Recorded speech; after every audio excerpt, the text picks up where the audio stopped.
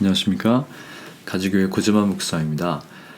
오늘 복음 묵상 10번째 시간은 성경이 말씀하는 구원받는 믿음에 대한 올바른 기준이 없으면 우리의 신앙이 혼란을 겪는다는 내용입니다.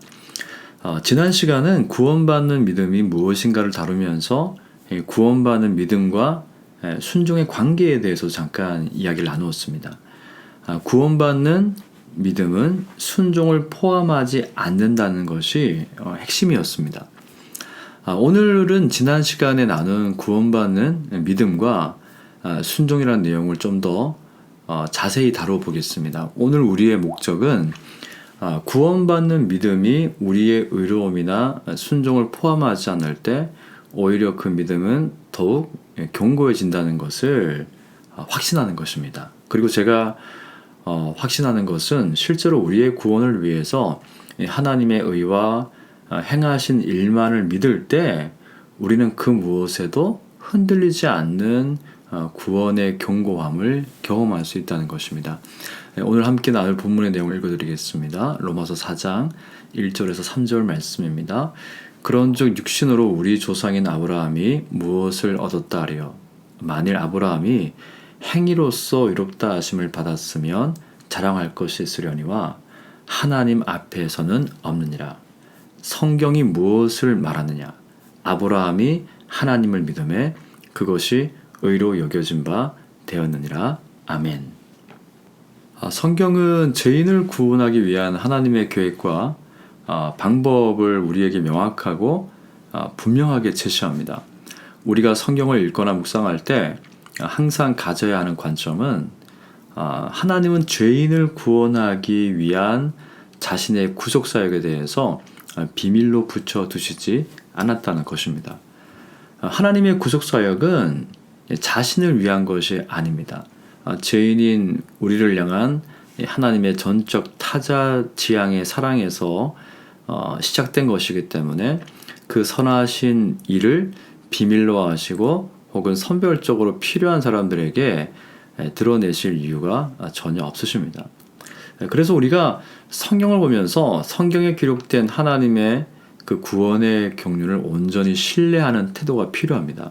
우리가 성경을 읽고 묵상하고 공부할 때 가져야 되는 관점은 나의 이성적이고 합리적인 관점에서 이해되지 않는 내용을 만나게 되면 바뀌고 고쳐야 할 대상이 바로 나 자신이라는 것을 기억해야 됩니다. 그리고 우리가 성경을 볼 때 그 성령님의 능력이 필요한 때는 바로 그 순간입니다. 우리의 죄성으로는 받아들일 수 없는 하나님의 놀라운 구원의 섭리를 받아들이기 위해서는 우리의 이해가 아니라 성령을 통해서 주어지고 깨달아지고 믿어지는 것을 의지해야 됩니다. 그래서 성령님이 우리가 성경을 볼 때 그분의 지혜를 우리에게 주심으로 성경을 밝히 이해할 수 있는 것을 성령의 조명이라고 합니다. 사실 오늘 나누게 될 이 말씀의 내용도 우리가 가진 합리적인 생각으로 이해하려고 하면 참 받아들이기 힘듭니다. 그래서 제가 한번 한 가지 예를 들어서 오늘 주제의 내용 한번 말씀을 드리겠습니다. 예를 들어서 우리 한 가지 정의를 한번 내려보겠습니다. 믿음은 순종이다라는 정의는 옳을까요? 이 정의는 굉장히 모호합니다. 사실 옳은 정의는 아닙니다. 왜냐하면 믿음을 어떻게 정의하느냐에 따라서 믿음은 순종이라는 정의는 옳은 정의가 될 수도 있고 틀린 정의가 될 수도 있습니다. 그렇다면은 구원받는 믿음은 순종이다라는 정의는 옳을까요? 이 정의는 틀렸습니다. 구원받는 믿음은 순종을 포함하지 않는다고 성경은 가르칩니다. 구원받는 믿음은 오직 하나님의 의의 결정과 행하신 일을 믿는 것입니다. 그러면 믿음과 순종이라는 단어는 언제 만날 수 있을까요? 그것은 죄인이 구원받는 믿음을 통해서 구원을 받은 이후에 나타나는 것이 순종입니다. 값으로 환산할 수 없는 하나님의 의를 통해 구원을 받은 죄인은 하나님의 선하심에 대한 깊은 경외심과 기쁨으로 자발적으로 말씀을 따르고 선을 행하는 것이 순종입니다. 그래서 이 구원받은 믿음은 우리를 자발적인 순종으로 이끈다는 것이 성경의 가르침입니다. 구원받는 믿음은 하나님이 행하신 일을 믿는 것이죠. 하나님이 행하신 일은 무엇입니까?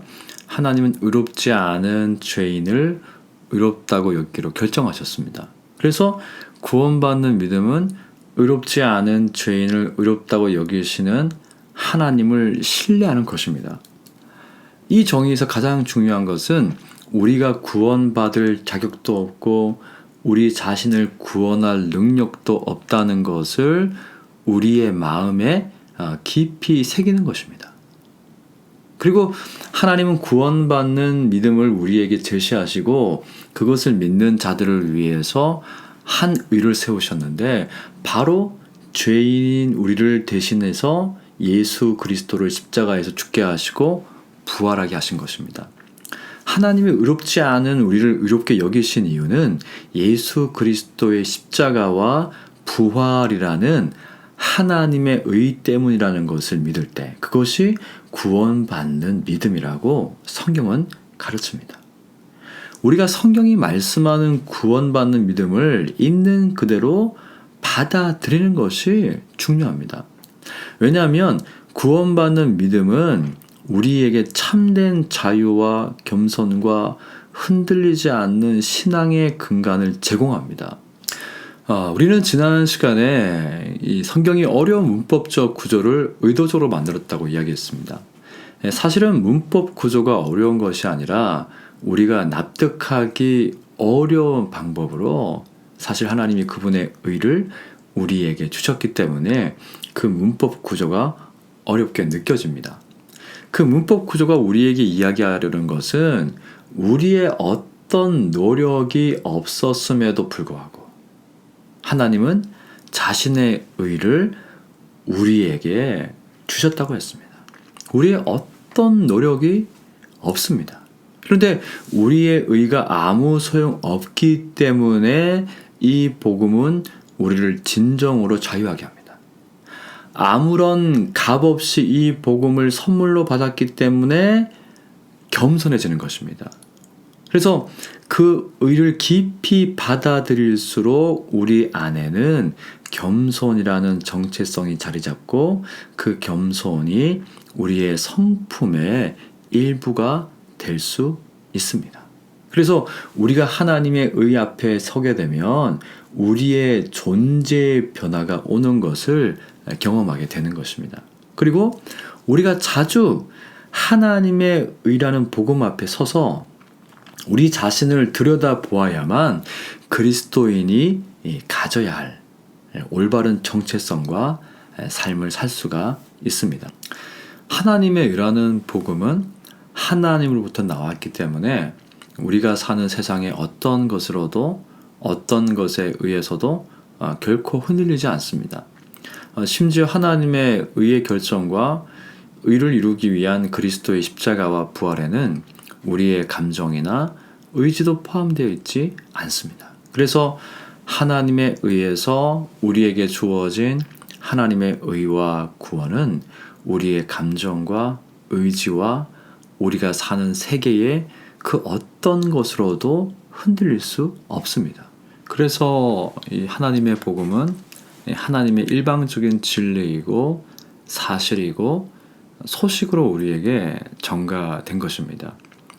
다음 복음 묵상 11번째 시간에는 구원받는 믿음이 아닌 천국에 들어갈 수 없는 오답이라는 주제를 가지고 나누도록 하겠습니다.